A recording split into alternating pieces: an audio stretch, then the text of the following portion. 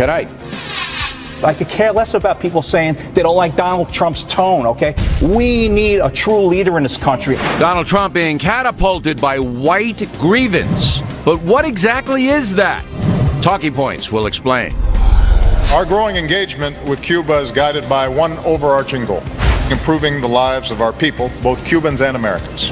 As soon as President Obama left Cuba, I, your humble correspondent, arrived. Tonight, the no-spin truth about this controversial country. Do you consider yourself a socialist? Yes. Where has socialism worked? I don't really want to go down this route. Also ahead, Jesse Waters asking some radical left-wing people about what they believe and why they believe it. I'm acting like a socialist. I know. I'm sharing my umbrella. Caution, you are about to enter the no-spin zone. Factor begins right now.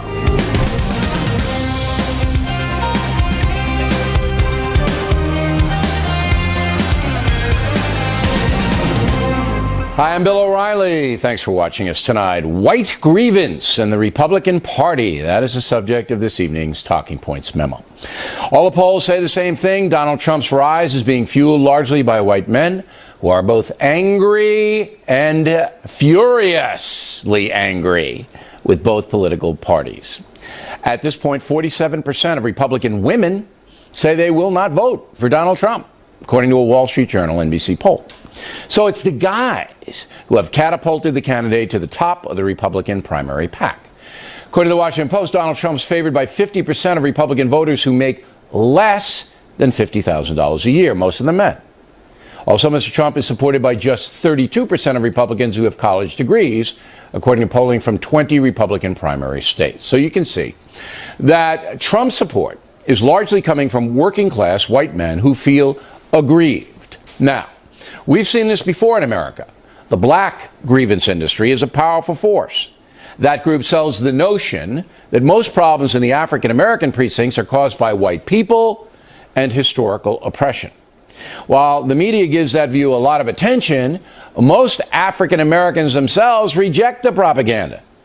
Recent study by the Kaiser Family Foundation says 61% of American blacks believe the breakdown of the African American family is a major reason for the economic deprivation and social problems in the black community. Now, on the white side, the issue is similar. Many white Americans believe that illegal immigration hurts their job prospects and are angered by changing neighborhoods and changing social patterns. Their refrain is often, "I want my country back."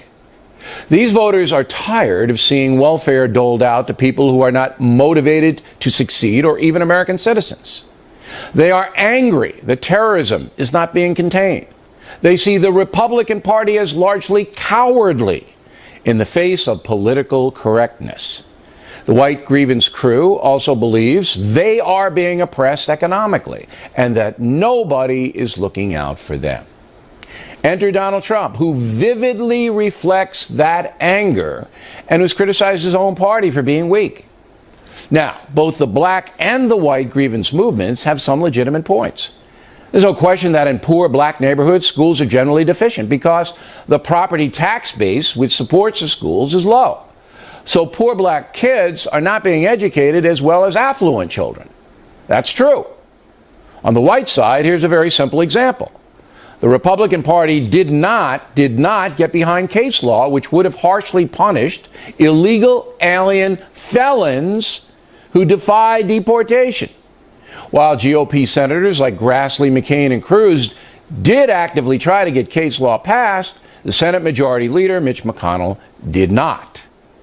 And in general, Republican politicians did not raise the flag on this issue.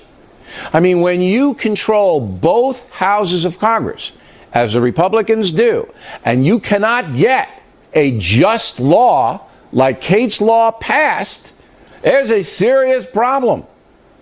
Again, Donald Trump has tapped into that chaos. Going forward, Mr. Trump's nomination, not a lock. He's made serious mistakes and will have to win over millions of Americans who do not believe he is qualified. If you believe the polls, Mr. Trump is in for a rough day tomorrow in Wisconsin. That being said, the issue of white grievance not going away And Trump will maintain a very loyal level of support. Many of his supporters, as I said, are furious. And if Mr. Trump does not get the nomination, the stay home factor in next November's vote is likely to be substantial. And that's a memo. Now, for the top story tonight, reaction. Joining us from Washington, Charles Krauthammer. Charles, where am I going wrong here? Well, where do I start? Look, I think you make a lot of good points, but I think the larger point is not that this is a racial grievance. After all, when you're talking about the Republican electorate, you are starting from the premise that you're talking about whites. No candidate on the Republican side has major appeal to African Americans for a lot of historical reasons. It's a Democratic constituency. So we're starting by talking about the white population, by and large. And to me, the issue is not race, but class. As you mentioned, this has to do with people making less than $50,000 a year, people with less education than others. And to me, the central problem is a really deep historical one that neither party knows how to solve, that we have entered an information age, leaving behind the industrial age, and it is littered with people who don't fit. Look, think back, 19th century, 50% of Americans worked in agriculture. Today, that's 2%. And in fact, we produce more food. That means 48% of the population was thrown out of work during the 20th century. Now, they latched on because we entered the industrial age. They began working in factories. We don't have that kind of transition now. And we don't know how to solve the problem of the huge gap in income and opportunity between the more educated and the less educated. All right. That's so all true. It's class much more than race. Okay. But you see that same thing on the Democratic side as well. It's the agree. same exact disenchantment by younger people who don't know how they're going to enter into the workforce. Now, manufacturing has been replaced by tech and the service industry. I just spent some time in Florida.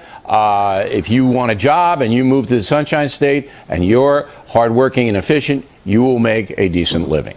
Okay? It's as simple as that. They need people in the service industry down there. But it's more than that. It is more than that.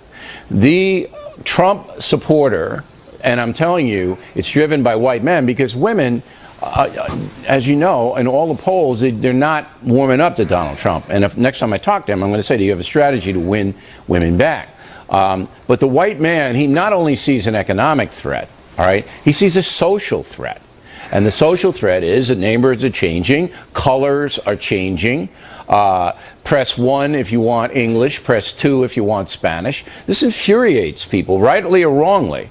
And they're all going to Trump because there's nobody close that reflects that kind of anger than he is.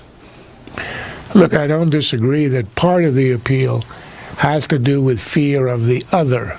And that's what Trump tuned into right away with the Mexican rapists, with the idea that Muslims have to be given special treatment, that Muslims should not be allowed into the country.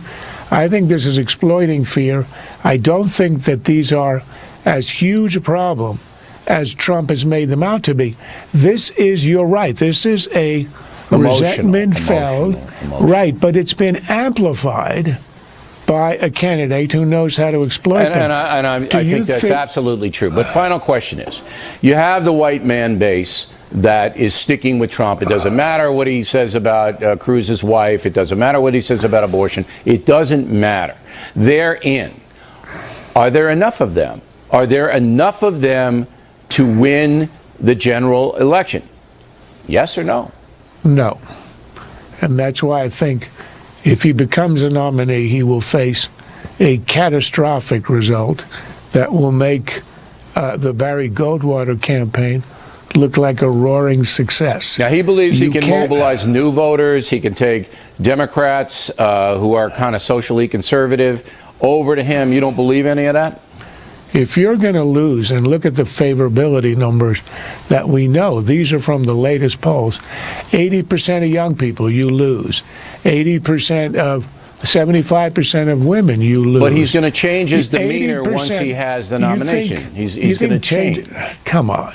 You believe that? Yes, I do believe that. I can become presidential overnight. I don't know about that, but I think his demeanor will change. There is something known as videotape. All the Democrats have to do is to play everything he has said up until now. You punish women who have abortions. Mexicans who come in are rapists bringing in drugs. Although he added very generously, some, I assume, are good people. Right.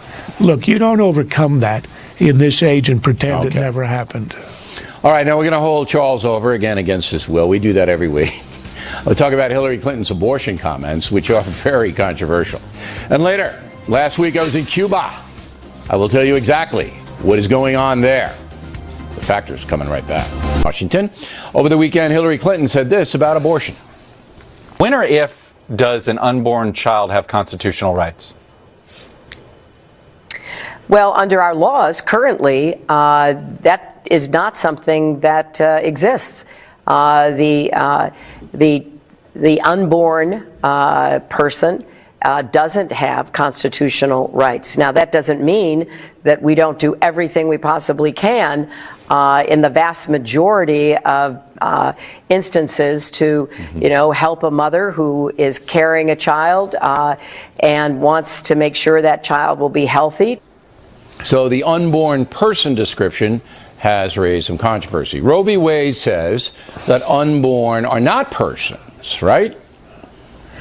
They do, but even if you believe that, you could still rule that even though it may not be a person, say in the first week or two of life, later on it acquires the characteristics of a person enough to deserve the protection of the state.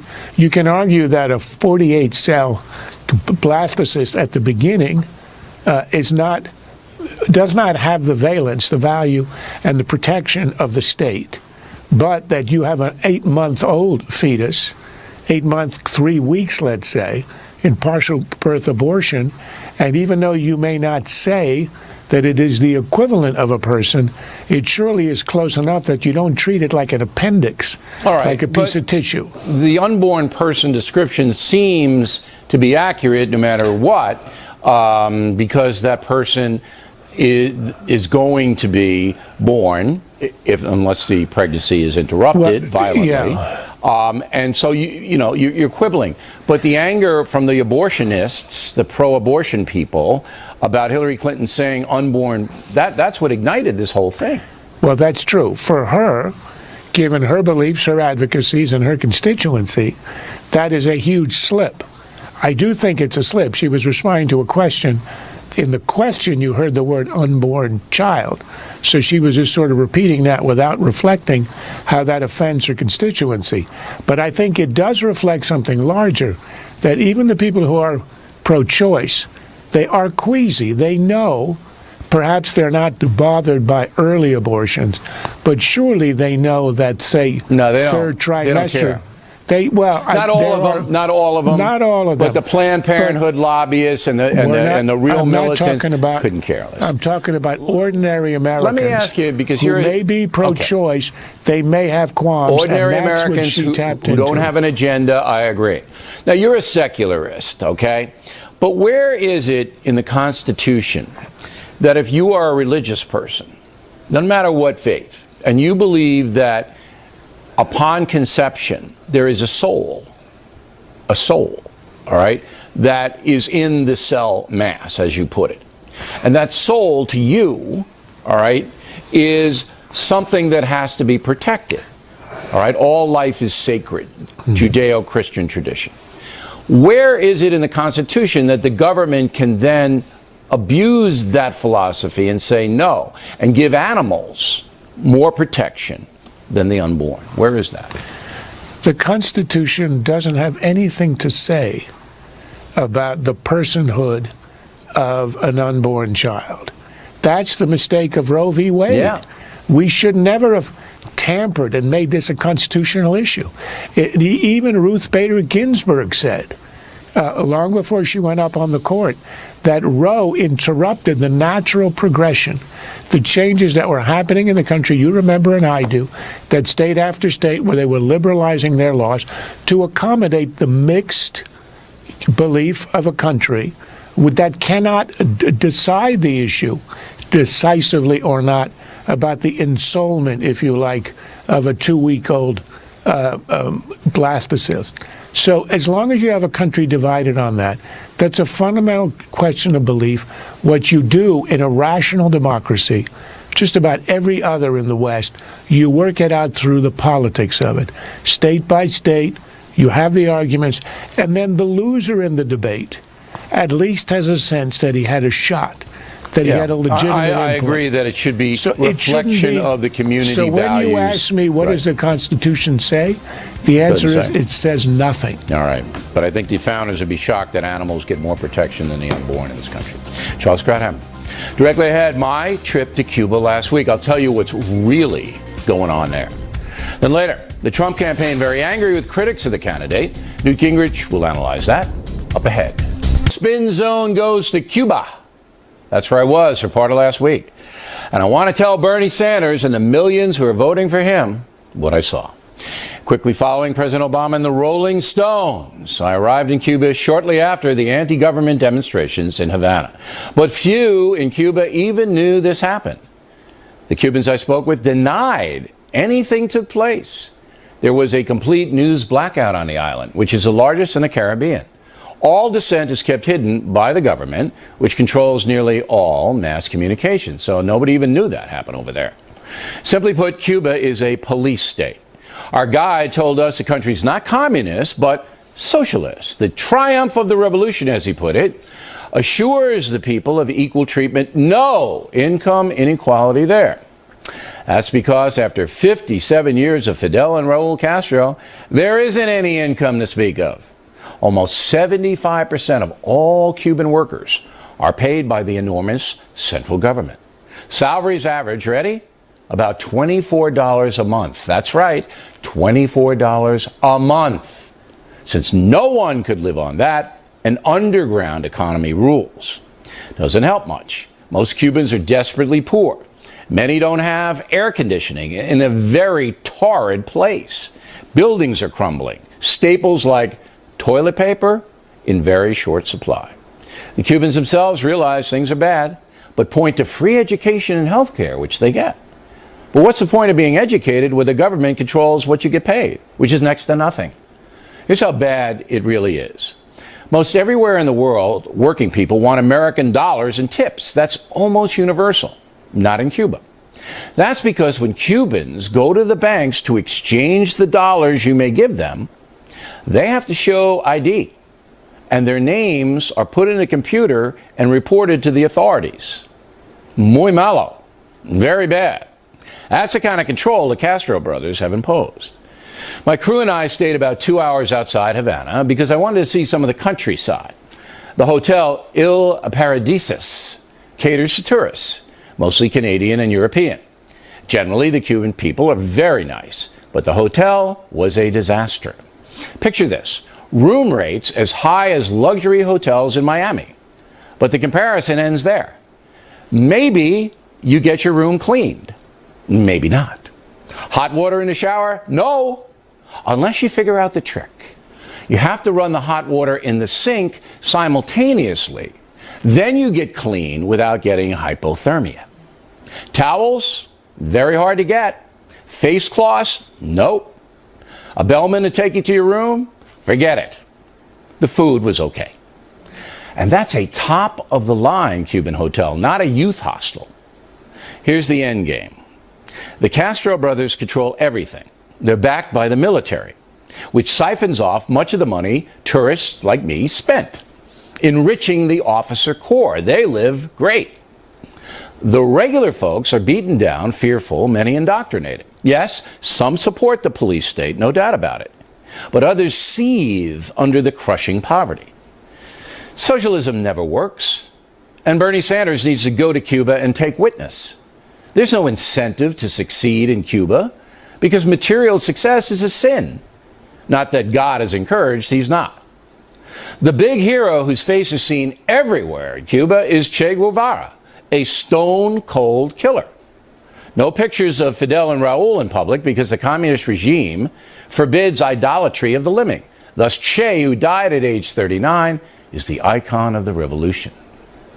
Every American should see Cuba, if only to understand what a ferocious central government can do. And younger Americans who think Bernie Sanders is very cool should be required to go there. Truth is, only capitalism can rescue Cuba. People are generally hardworking. Many would surely embrace the freedom to better themselves. That won't happen while the Castro brothers are alive. Even if the embargo is fully lifted and commerce develops, the state will always decide who gets what in a socialist communist system. Flying to Key West, just 90 miles from Havana, is like a magic carpet ride. I checked into the pier house and breathed a sigh. There were towels. Plenty more ahead as the Factor moves along this evening. Juan Williams will reply to my analysis of Cuba. Now Bernie Sanders is using the socialism card. And later, Waters, the radical left edition. You don't pay taxes? No, I don't. Do you take a lot of government assistance? I take as much as I can get. You're welcome. We hope you stay tuned for those reports. Impact segment tonight. What about the millions of people voting for socialism? Do they have any clue what it really is? What is now Juan Williams author of the brand new book, We the People, the Modern Day Figures Who Have Reshaped and Affirmed the Founding Fathers' Vision of America. We'll get to the book in a moment. So, Juan, any quibble with my reportage from Cuba? No, I was very interested, and you tell me they have great beaches. But in terms of the politics, what strikes me is these people are communist. They won't admit that, though. There's nobody who will tell you that this government is communist. There, it's all socialist. Maybe that guy would, who's being dragged away to the gulag someplace. He might say it is. But look, the government basically controls every tenet of life in this country. Yes. And as you may know... You said that. You said they censor the media, and right. You said it's a police state. And that strikes me as... And by the way, I think these people are evil. In terms of what they have done. But in order to have true socialism, you have to have a police state, because true socialism means the big central government doles it out. And Bernie Sanders is not. He doesn't want to impose a police state, but he wants to dole it out. He does. He does. He wants and that's what works with the young people. The young people say, hey, but you're going to take care of my free tuition. Everybody goes to school for free. You have free health care. You have free tuition and health care in Cuba. Okay? But in order to dole it out, somebody has to pay it. Yes. All right? Absolutely. And so we have a $20 trillion deficit by the time Barack Obama walks out of the White House in January. Bernie Sanders, if elected, and he won't be, would double that to $40 trillion, whereupon the whole government would collapse, the economy would collapse, everything would collapse in this country. And in order to keep power, Bernie would have to have a police state. Well, that's what would have to happen. Well, he'd say he would tax me, he'd tax you, and tax us at... There's not enough Juans and O'Reillys. I know, but not enough. He wants... That's what he says. Look, I don't know that he's realistic. In fact... You don't know that he's not? Well, to my mind, he's not realistic. Good. He says he's real. I'm going to be fair. He says he's going to lead a revolution, and that people like you and me are going to come along. You know what? You know who said that? Fidel Castro, 1969. I have a book written by a Time magazine correspondent saying that Fidel Castro is the greatest guy in the world. He's going to impose democracy, but it's going to be a slow process. The book's signed by Fidel and Raul. I have this book. Oh, my God. It's an amazing book. But if you want a socialist government, the government has to make all the shots, and when the people rebel, those people have to be put down. Well, and that would happen here in the United States as well. Here's what I think. I think socialists, they claim the means of production, the factories, everything. They tell you what you can charge. I think that what you get, though, with the communists is more like what you see in Cuba, where they have the police state. It's a communist country, not a socialist country, but the philosophy of socialism never works. Right. Okay. Now, the book you have written, I didn't read it all, but I read the chapter on Ronald Reagan. So what you've done is you've taken a slice of people, and you say how they reflect what the founding fathers wanted to accomplish. Interesting concept. In Reagan's chapter, you're basically saying that Reagan wanted to go back to a strict interpretation of what Madison and Jefferson and the boys had in mind. But the other side wants an evolving constitution. The living constitution. And where do you come down on that? Well, I happen to be one who says, of course, the realities that existed in 1776 aren't the realities that exist here 240 years later. Philosophy. Yeah, but the philosophy and the spirit of it, to me, is wonderful. And in fact, it's so wonderful that it has endured, Bill, that the Constitution has endured. So you're all those conservative years. on this issue. Oh, my God. Now, let's not blow up the whole Well, thing. if it's so wonderful, then you've got to stay to the original intent.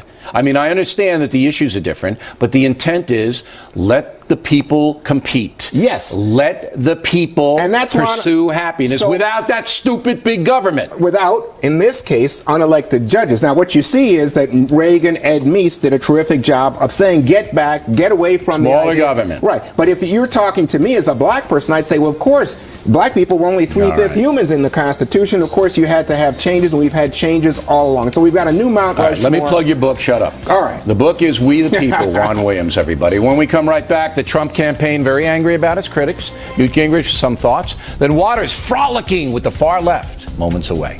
Thanks for staying with us. I'm Bill O'Reilly in the Campaign 2016 segment tonight. According to an article in the Washington Post, a private document was circulated over the weekend written by senior Trump advisor Barry Bennett.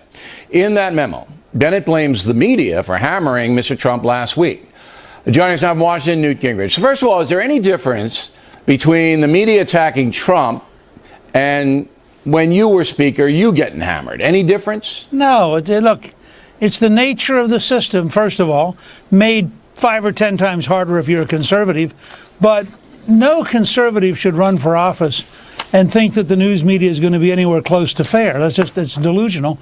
And I think, frankly, the worst things that happened to Trump last week, he did to himself. These were unforced errors.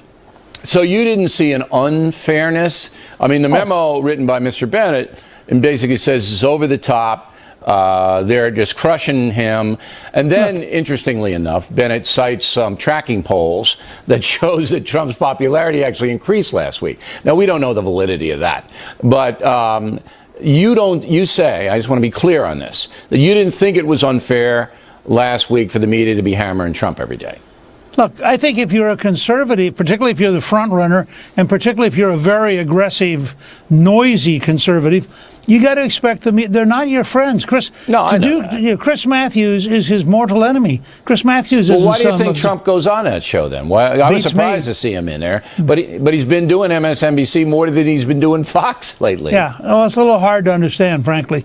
But I also think this is just part of the business. I mean, if you're not, as Harry Truman once said, if you can't stand the heat, get out of the kitchen.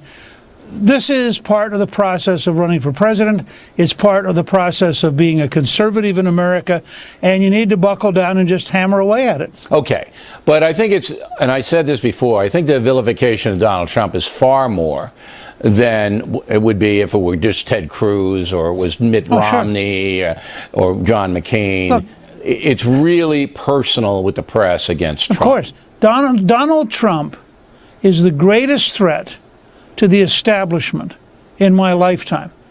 His willingness to take on political correctness, his willingness to take on the establishment's basic, deepest policies, his willingness, frankly, to run over people. So if you're part of the establishment, and most of the news media is part of the establishment, he is a horrifying figure. They're going, oh my God, if he won, he'd actually change things. I don't think the folks who gather in Georgetown for cocktail parties, whether they're the media, the lobbyists, or others, I don't think those folks particularly want things changed because they're doing just fine. All right. You heard Charles Krauthammer say that, and Krauthammer, to be fair, is not a Trump acolyte, but that's why we have you on. You're much more favorable to Mr. Trump than Charles is. But you both make points that people should consider. He says there just simply are not enough angry white guys to put him into the White House, that the demographic is against him, and he's going to get hammered, according to Charles, in the general. Do you see it that way? Well, I think it depends on Trump. I've always said if he could learn enough to win the nomination, he can learn enough to win the general election, so it's conditional. But what about Charles's, the videotape exists and you just loop it over and over and over again? Because people don't pay attention that closely. But Trump has a theory that's very, and it's been fascinating to watch him just as a student of the art of politics. His theory is that when he is on television himself or he is on radio himself, it is vastly more powerful than a commercial. And certainly if you look at the number of ads that have been run attacking him, and you go to Florida, you look at how many $1 million were spent attacking Donald Trump, and he just went straight past it. And I think what you'll see is, as he gets closer to the nomination, he will in fact appeal more to women, appeal more to minorities. He will lay out a framework. But is that going to work, though, with the history that is on tape? I would say everybody who has underestimated Donald Trump up to now is probably underestimating Donald Trump now. I mean, nobody thought he could be here. So when I hear somebody, and I have great respect for Charles, I think it is actually kind of fair and balanced to have the two of us on the same evening. I always do that. But the fact is, nobody would have picked last June 16th when he announced and said, boy, he's going to be the front runner every single day, which he has been. So when they then turn to me and say, having been wrong now for over a year, oh, let me tell you my newest theory. I can tell you honestly, Bill, and we've known each other a good while, I am totally amazed at what Trump can do. I have no idea how he does it. I don't know why it works the way it does. But I would not bet against him if he gets to be the nominee. All right. Newt Gingrich, everyone, thank you. Waters on deck. He visits a far-left exposition. You don't want to miss this one. And back at the book segment tonight, Waters World. On Saturday, an event called Democracy Spring kicked off in Philadelphia. It's a 10-day, 140-mile march from the Liberty Bell to the nation's capital, where demonstrators will then conduct a sit-in in the halls of Congress to protest money in politics. Waters caught up with the crew.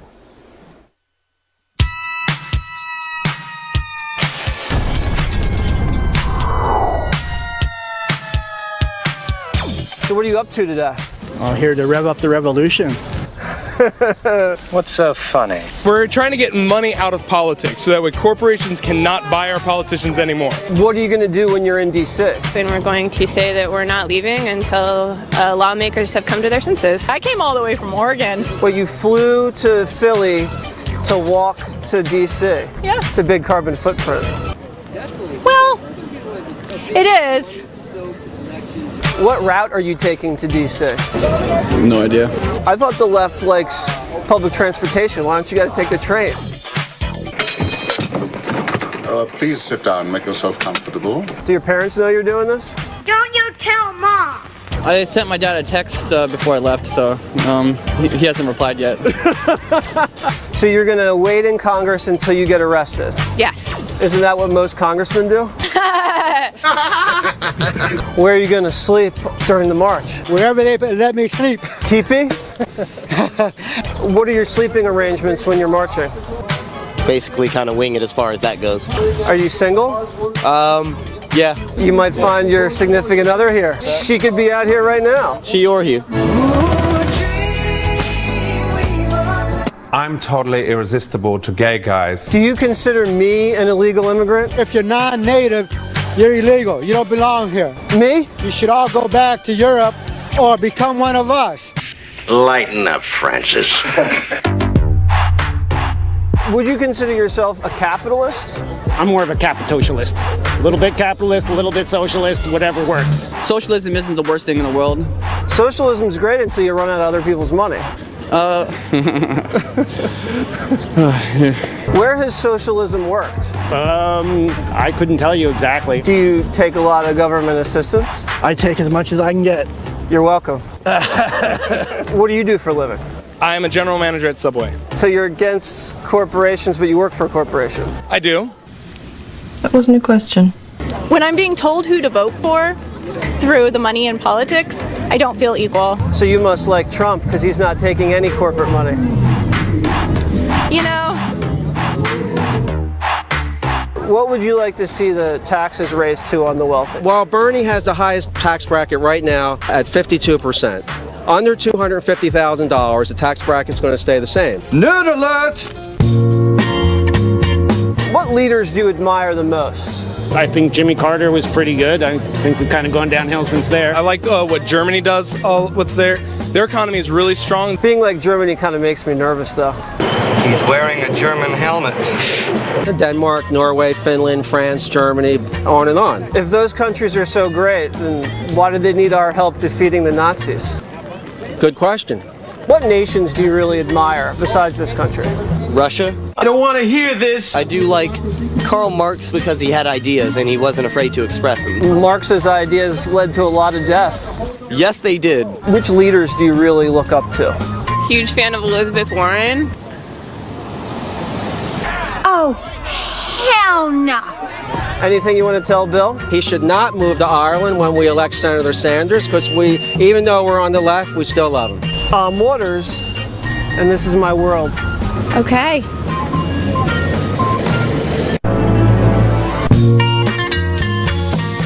So the key question, here's Waters, by the way, is where has socialism worked? Where? I can't name a country. Were any of them No. able to say, Everybody likes the idea of Scandinavia. Scandinavia is not a socialist country. But they think it is. Yeah, they don't know what a real socialist country is, like Right. China or Soviet Union. Right. If you go to any of the Scandinavian countries, they're charging a lot of money for anything. That's right. All right? It's gas in Scandinavia. It's $8 a gallon. All right. Now they tax the you-know-what out of you so they can provide cradle to grave. But as far as kroner is concerned, they want it. Although I think they use the euro now. Right. But the Swedish bikini team might be worth it just for I that. don't know anything about that team other than they must be very cold. It's frigid. The Swedish bikini team. Anyway, I wish I could show all of these people because they're marching now. The Cuba thing that we just saw earlier in the program, because once you get a big central government telling you what to do, it doesn't stop there. That's true. All right, Jesse Waters, everybody. We'll see you on Thursday. Factor tip of the day. Very bad situation in the American airline industry. The tip, moments away. An outrage in the airline industry in a moment. But first, the next 7 months in America will be vital. So we would like to encourage you to become a BillO'Reilly.com premium member. Stay on top of all the election news. There are some things I can't say here on The Factor on TV because of time restraints. But on the Daily No Spin News, which all premium members get every day, I can expound at will, and I do. Now, if you become a BillO'Reilly.com premium member or re-up, we'll give you all kinds of free stuff. Terrific deal, plus you get major discounts if you need gifts for any reason throughout the year. So we hope you check out the Factor Vanguard, BillO'Reilly.com premium membership. Now the mail. Jerry Clements, Peoria, Arizona. I am not a Trump supporter. However, if the Republicans had gone after Barack Obama like they're attacking Trump, McCain or Romney would have been president.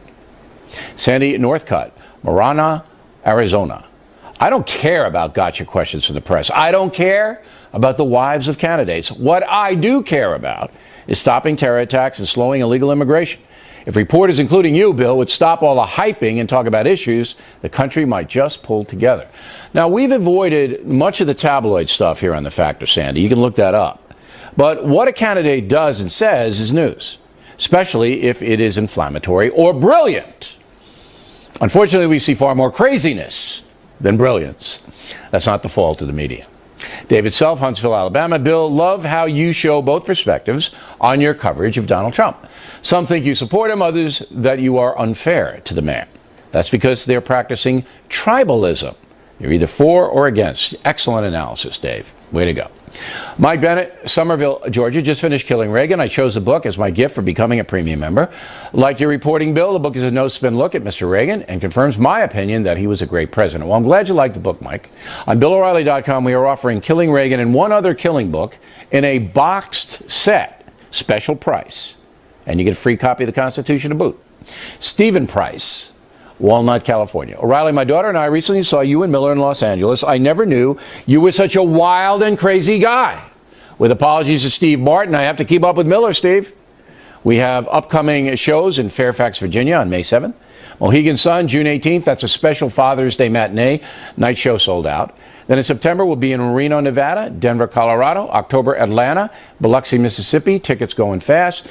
They make great Father's Day gifts. Think ahead. Info on BillO'Reilly.com. Fine, tonight, fact tip of the day. I rarely check luggage when I travel on the airlines. Primary reason, theft. Cities like New York, Miami, Houston, Chicago, there are organized groups of baggage handlers who rifle through bags. Not all baggage handlers do that, of course, but enough to make it a major problem. Now, if you have a lock on your luggage, TSA may cut it if they choose to look at your bag. They'll cut the lock right off. So there's little you can do to protect yourself and your stuff. It's appalling because the airlines could stop this simply by hiring security companies to put undercovers in the baggage precincts. You'd think that would happen. Factor tip of the odds are something bad will happen. Just a matter of time. And that is it for us tonight. Please check out the Fox News Factor website, different from BillO'Reilly.com. Also, we'd like you to spout off about the Factor from anywhere in the world. O'Reilly at FoxNews.com, O'Reilly at FoxNews.com. Name and town if you wish to opine. Word of the day. No teratoid. Or, no, that's wrong. That's grammatically incorrect. Do not be teratoid when writing to the Factor. All right? Do not be teratoid. Right, for us. Look it up. You'll like it. It's a good word. Now, tomorrow, we're going to have the first exit polling on the Factor. Top of the program, Martha McCallum, right before the polls close at 8 p.m. in Wisconsin, 9 p.m. Eastern Time. We're going to have that exit polling for you. And great analysis. We've got a really strong lineup tomorrow. Again, thanks for watching us tonight. Miss Megan is next.